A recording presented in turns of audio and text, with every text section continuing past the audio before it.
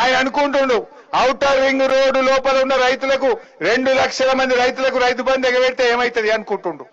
బిడ్డ, ఈ 2 లక్షల మంది రైతులు వచ్చి రేపు ఔటర్ రింగ్ రోడ్డును మొత్తం బ్లాక్ చేస్తే నీ దిమ్మ దిగుతా జాగ్రత్త అని చెప్పి హెచ్చరిస్తా ఉన్నాం.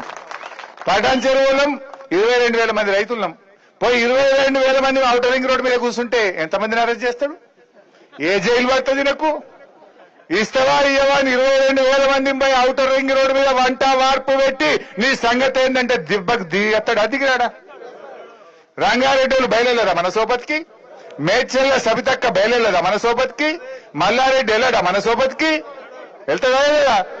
అందరం వెళ్లి కూర్చున్నాక దెబ్బకి దిగుతాడు. అదిగడా మిస్టర్ రేవంత్ రెడ్డి, రైతులు మరి బయలుదేరక ముందే ఈ 2 లక్షల మంది రైతులకు వెంటనే రైతు బంధు వేయాలని బీఆర్ఎస్ పార్టీ తరఫున డిమాండ్ చేస్తా ఉన్నాం.